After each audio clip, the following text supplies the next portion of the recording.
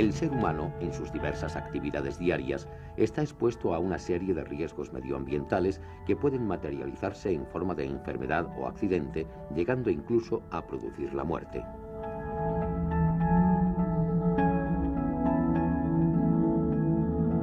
En el mundo laboral nos encontramos también con riesgos para la salud debido a la presencia de contaminantes ambientales en numerosos puestos de trabajo.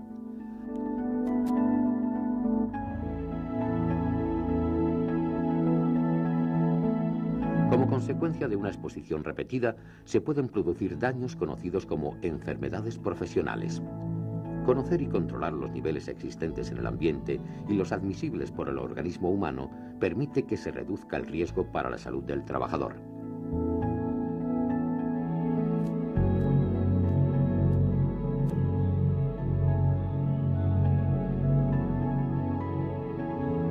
La higiene industrial es la técnica que se ocupa del estudio de las relaciones entre los contaminantes ambientales y el organismo humano, con el objeto de prevenir las enfermedades profesionales.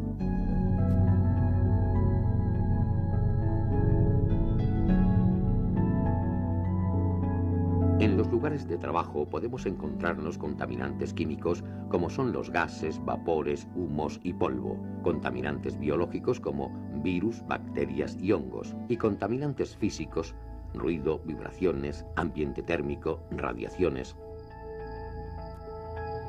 Veamos cuáles son las principales vías de entrada de los contaminantes químicos y biológicos en el organismo humano. La vía respiratoria es la más importante. Comprende todo el sistema respiratorio, es decir, nariz, boca, laringe, bronquios, bronquiolos y alvéolos pulmonares. Los contaminantes penetran por esta vía junto con el aire que respiramos y pueden causar su efecto perjudicial en el propio sistema respiratorio o en cualquier otro órgano, ya que al llegar a los alvéolos pulmonares pasan a la sangre y pueden alcanzar cualquier parte del organismo. La segunda vía de entrada de contaminantes en orden de importancia es la vía dérmica, que comprende toda la superficie de la piel que envuelve nuestro cuerpo. Los contaminantes pueden penetrar en el organismo atravesando la piel y con mayor facilidad a través de posibles heridas, directamente o transportados por otras sustancias. Los contaminantes que se ingieren con la comida o que son deglutidos con las mucosas de las vías respiratorias pasan por la boca, esófago, estómago e intestinos y desde aquí a la sangre y al resto del organismo. Esta es la vía digestiva. Como vía de entrada de contaminantes al organismo es poco frecuente en situaciones normales de trabajo, pero puede ser importante si no se presta atención a los hábitos higiénicos personales.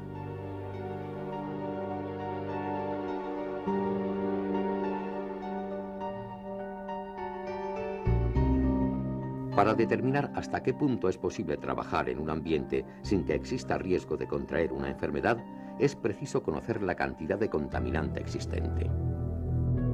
La medida puede hacerse utilizando instrumentos que de forma directa indican la cantidad de contaminante en el aire, pero es más frecuente utilizar los sistemas de toma de muestras del aire y realizar su análisis posterior.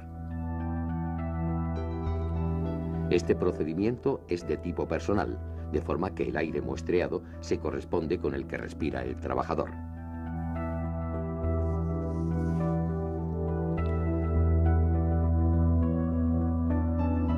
La comparación del resultado de la medición con los límites establecidos para los contaminantes, teniendo en cuenta el tiempo diario de exposición, indicará la necesidad de aplicar acciones preventivas para evitar los riesgos de enfermedad.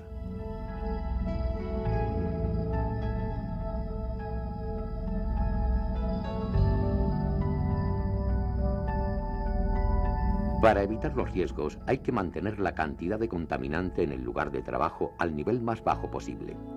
Para ello se pueden implantar una o varias de las siguientes acciones. Sustituir las sustancias utilizadas por otras menos nocivas. Aislar el proceso que produce la contaminación. Impedir la dispersión de los contaminantes en el ambiente con sistemas de extracción localizada. Una buena ventilación es una condición obligada en cualquier local de trabajo. Mantener los puestos de trabajo limpios y ordenados es sin duda una condición imprescindible para lograr un ambiente de trabajo sin contaminación. En los casos que estas acciones no sean suficientes para evitar los riesgos, se debe recurrir a los equipos de protección individual. Es necesario lavarse bien las manos antes de comer.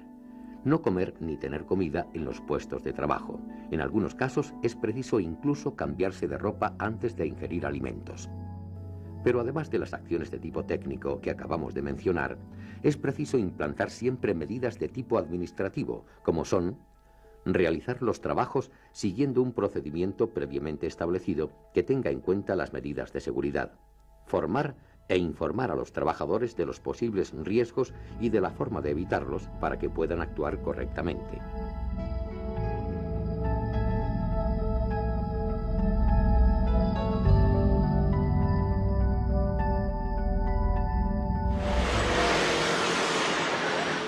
El ruido es uno de los factores más molestos e irritantes para todos los habitantes de una ciudad. Pero ¿hemos pensado qué ocurre en el individuo que está expuesto cada día a un alto nivel de ruido en su puesto de trabajo?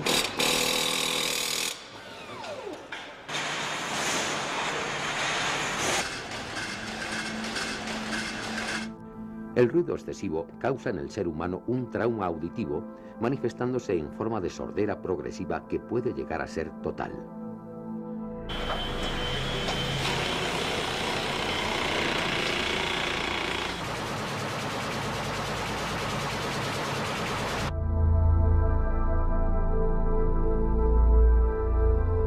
Para estimar el riesgo de que con el tiempo se desarrolle una sordera, se utiliza el nivel de ruido diario equivalente, que tiene en cuenta la intensidad del ruido y el tiempo diario de exposición. Se expresa en decibelios A.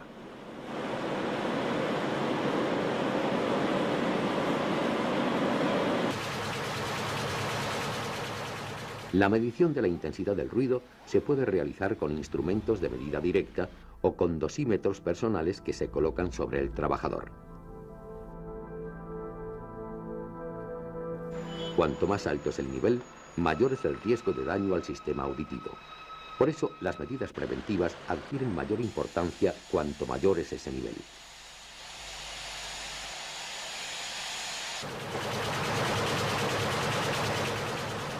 A partir de 80 decibelios A, es obligatorio adoptar medidas de prevención, y estas medidas deben ser más estrictas si el nivel supera el valor de 90 decibelios A.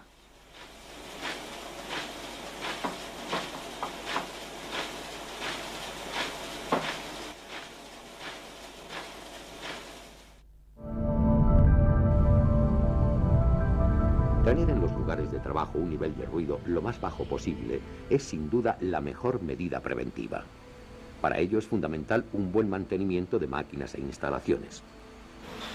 La mejora de los lugares de trabajo en cuanto a la exposición a ruido se puede conseguir modificando en lo posible las máquinas y útiles de trabajo con el fin de que emitan menos ruido, aislando las máquinas ruidosas en cabinas insonorizadas, separando los lugares de trabajo de las zonas ruidosas.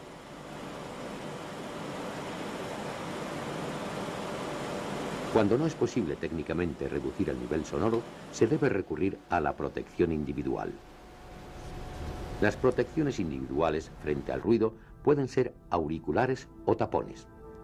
Los auriculares aíslan totalmente el sistema auditivo, mientras que los tapones están constituidos por materiales blandos que se adaptan al conducto auditivo. La disminución del tiempo diario de exposición al ruido es una medida tan efectiva como la disminución de su intensidad. Así, la disminución del tiempo de exposición a la mitad es equivalente a una disminución de la intensidad del ruido de 3 decibelios A. La formación e información de los trabajadores sobre los riesgos y la forma de evitarlos son elementos preventivos de la mayor importancia.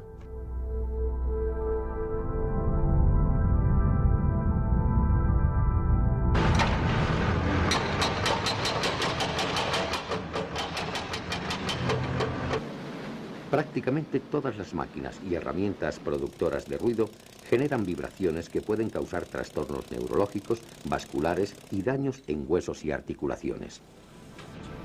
También se producen vibraciones por el mal estado de las máquinas y herramientas debidos a holguras y desgaste de cojinetes. Las vibraciones pueden afectar al trabajador de forma global, cuando todo el cuerpo está expuesto, o de forma localizada al manejar una determinada herramienta.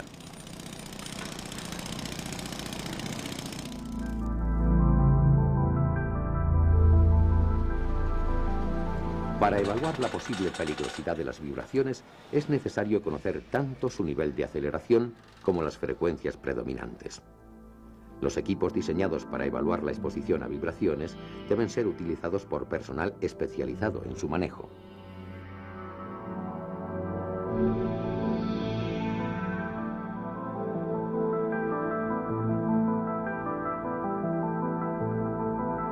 Para evitar o reducir los riesgos que generan las vibraciones, se deben tomar medidas que disminuyan la aceleración transmitida o bien disminuir el tiempo de exposición utilizando, siempre que sea posible, guantes y empuñaduras antivibratorios.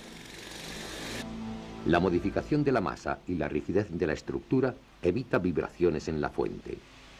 En el caso de instalaciones fijas, se colocarán elementos aislantes y elásticos entre la fuente y el resto de la estructura. Los trabajadores deberán en todo momento tener conocimiento de los riesgos que genera el uso de las máquinas y herramientas vibrátiles a través de una adecuada formación e información, descartando al personal con patología laboral asociada.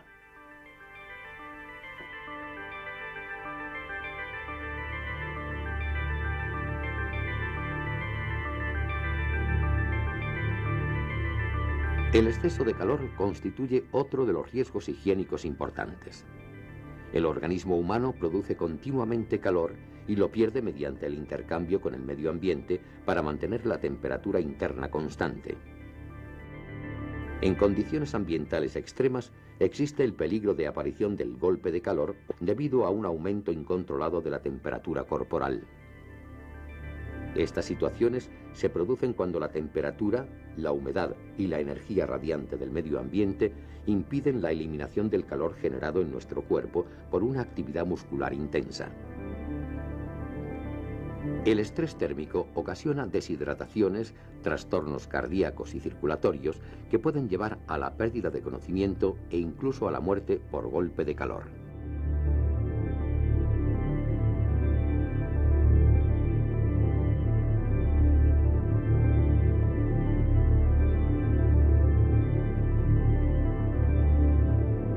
Para evaluar el riesgo de estrés térmico, se miden la temperatura, la humedad y la radiación térmica del ambiente, teniendo en cuenta la actividad del trabajador y la duración de la exposición.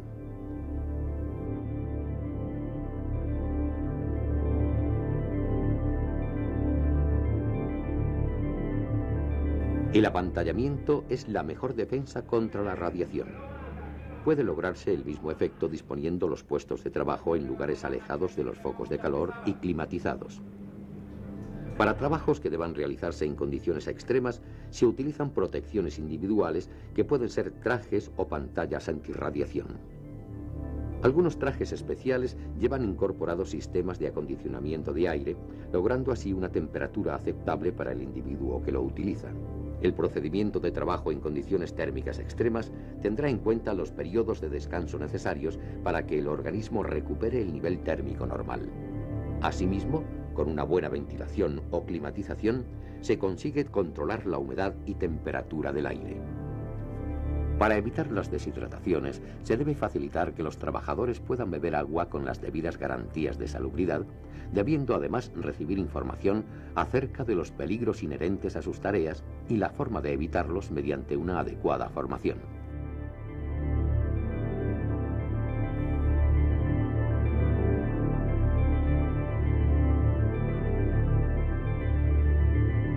Las radiaciones son energías electromagnéticas que se caracterizan por su frecuencia y longitud de onda.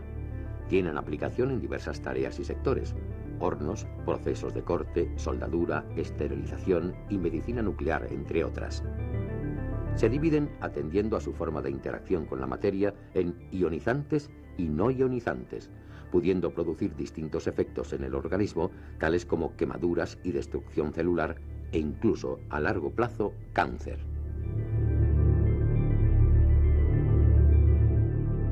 Habrá que extremar las precauciones para evitar posibles fugas a través de puertas, juntas y rejillas, y se realizarán periódicamente mediciones en las zonas circundantes, con el fin de controlar la posible radiación accidental, manteniéndola por debajo de los límites permitidos para exposiciones continuas de 8 horas.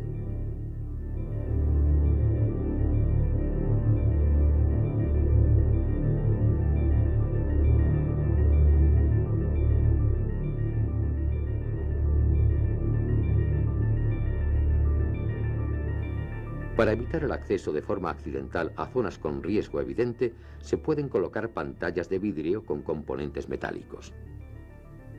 Dado que la densidad de potencia decrece con la distancia, una buena medida preventiva es alejar al trabajador de la zona de emisión.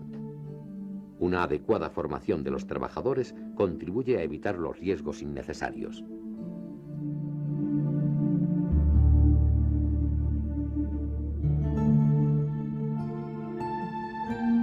El objetivo de la higiene industrial es prevenir las enfermedades profesionales mediante el control de la exposición a contaminantes químicos, físicos o biológicos.